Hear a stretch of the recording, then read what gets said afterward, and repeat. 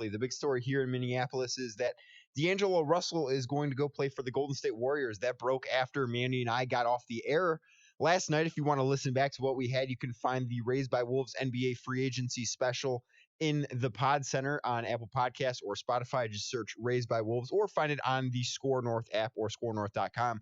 So, Manny, yesterday was a rough day for the Wolves because they lost out on D'Angelo Russell. He was the biggest prize that they were going to go after.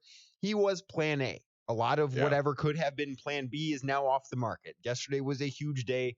We saw over $3 billion in American money doled out to players yesterday. Just an absurd amount of money was given out to everybody. Yes. Wait a minute. $3 billion? $3 billion plus. Yes. A lot of money was handed out as part of contracts. And the contracts are still coming in. According to the New York Times, Maxi Kleber just agreed to a 4-year, $35 million deal with the Dallas Mavericks. That's according to Mark Stein in the New York Times. I just saw that, yeah. So, yeah, the deals are still coming in. It was an absolute frenzy yesterday, and the Wolves lost out. There's no other way to put it. The Wolves had their guy in D'Angelo Russell. They met with him, and it didn't go as planned. Now, he did have to pick the Golden State Warriors, and that's what happened. He picked Golden State. That's where he's going to be. Signed a 4-year, $117 million contract. It's going to be a sign-and trade with the Brooklyn Nets. Now, I'm curious what led him to pick the Nets, or what led him to pick the Warriors, excuse me. What led him away from the Minnesota Timberwolves? Because it was presumed that that was his first option. Karl-Anthony Towns and he are really close friends. They've wanted to play together since high school. This could have been the opportunity. I don't know where it went wrong. And that's kind of where I'm searching for answers today, Manny. Yeah, I mean, and I guess on the surface, you can look at it and say, you know, if you had a choice between the Wolves and the Warriors, you know, playing with, you know, I guess, you know, Jeff Teague, depending on if he would have been involved in a deal going out, you know, Jeff Teague and Andrew Wiggins, you know, if you had a choice between playing with those guys versus Steph Curry and Draymond Green, of course, on the surface, you'd think, okay, yeah, it's an easy answer. You play for Golden State. Sure. But like you said, I mean, with him having the relationship with Kat that he does, like they're really close friends. They've known each other since high school.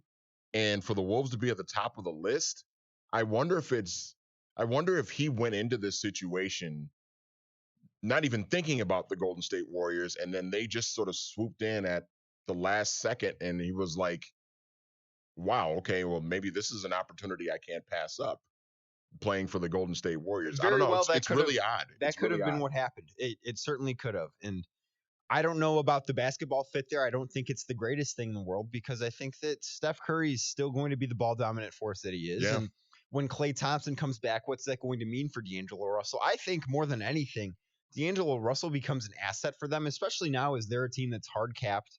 They can't go over the $137 million line, I believe, is what it is for a hard cap. So they're going to be struggling for depth, and maybe at some point they flip him for other pieces. And maybe the Wolves are involved then if that does happen in the future. But I find it hard to believe that D'Angelo Russell is going to spend all 4 years of that contract in Golden State. Maybe he does, and maybe I'm wrong. But as of right now, I just don't think that's the case. It does kind of have the feel of like they're bringing him in to sort of be kind of a stopgap off guard. I mean, he's certainly not the same type of player that Klay Thompson is, certainly not the same caliber of player Klay Thompson is, but I guess you just figure, okay, he'll be this sort of stopgap second guard for Steph Curry. And then when Klay comes back, you know, maybe they'll play together, you know, when Klay comes back late in the season. And then in the summer, next summer, they look to move him to a place where he can be featured more. But it'll be interesting. We said it on Cluster Fund this morning. It kind of reminds me of that same dynamic that the Warriors had when it was Steph Curry and Monte Ellis back in the early parts of this decade. And the Warriors eventually at that time had to make a choice between those guys. And obviously they made the right one by trading Monte Ellis away to, I think it was Milwaukee, and they got Andrew Bogut instead. It seems like a similar type of situation. Obviously, Steph has taken his game to another level since then. Yeah, and he's clear cut the better guy, obviously. But yeah, it's a very interesting situation. I'll be curious to see how the Warriors sort of let this thing play out. And I'm more so curious what's next for the Wolves, because it's pretty clear that this was plan A. They wanted D'Angelo Russell to pair him with Karl-Anthony Towns. It made sense on paper. I think it would have made sense on the court. I don't know that I view D'Angelo Russell as a max level guy, but if that's what it takes to get another all-star in here, you have to absolutely do it. And the Wolves try. I don't know where they go now. I assume that this means the likelihood of Tyus Jones returning went up. Derrick Rose already gone. He's going to sign with the Detroit Pistons. Taj Gibson left for the New York Knicks. Yep. This team's going to look different. I don't know how different it's going to look, and I'm not 100% sure of what direction they're going to head in next. And that does fascinate me to an extent, but on the other side of that coin, they don't exactly have a ton of options. They're already capped out. They would have had to make a couple of maneuvers to get D'Angelo Russell in terms of trading to shed some salary and stuff like that. So that would have gotten things a little bit more complicated, but I'm just not sure where they head from here, Manny. Yeah, and now it looks like with them missing out on D'Angelo Russell, now it looks like it's probably more likely than not that Jeff Teague is going to stay on this roster, maybe Sure. at least going into the season. Now, I mean, if they find another deal for him maybe later on this summer, that's certainly a possibility. But if you do that, you still got to go find another point guard anyway. And I don't know what the options are out there right now, especially with, Ricky Rubio's off the market. He got paid a lot of money, a lot He more got money than he should have. a 3-year, $51 million contract from the Phoenix Suns. And there were a lot of contracts that were handed out yesterday that I think we could be questioning in a couple of years. Yeah. And, and then another guy that could have maybe been a backup option if you decided to ship Jeff Teague out of town was Darren Collison, but he retired last week. So their options are going to be kind of limited. And it right now, it looks like we're going to be looking at the same, or at least a very similar backcourt going into next season, at least that we saw last year.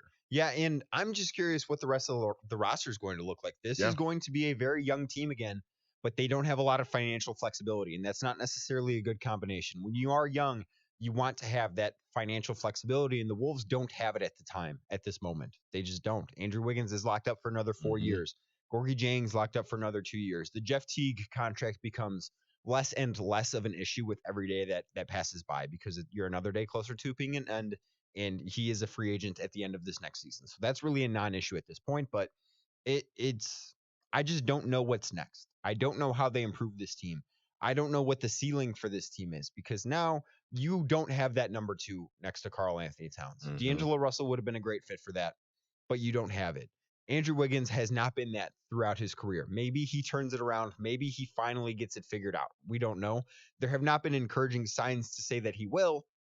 And who knows, after this whole situation plays out where it's clear that they wanted someone to upgrade over him. Yeah.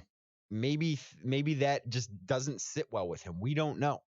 And maybe now at this point, I mean, they still have the mid-level that they can go out and maybe get a guy or two if they want to split that $9.2 million. But who's even left? But who's left? Exactly. So many guys are already off the board. And now you're probably presented with a situation where you got to just hope guys improve internally. You got to hope Andrew Wiggins gets better. You have to hope Josh Okogie makes strides. You have to hope Jarrett Culver is an impactful player as a rookie. And he's the X factor. Jarrett Culver's the X factor here because he was the number 6 overall pick in last month's draft. Last month's draft. It's now July 1st. It is, yeah. Happy 1st of the month. Make sure your rent checks are in. He was the number 6 pick in last month's draft. If he can turn into an all-star caliber player, it drastically changes the way that this team can be looked at. But until that happens, it's hard for me to really view them as a team that's really on the rise. I think they've got a lot of the right people in place, and I do think that Gerson Rosas is smart. He's going to be aggressive. He's going to put things in the right direction. I just don't know how many levers he has to pull right now. And a lot of that's because the way Tom Thibodeau ran things in the previous regime, it really hurt this team, and I think that was really evident yesterday.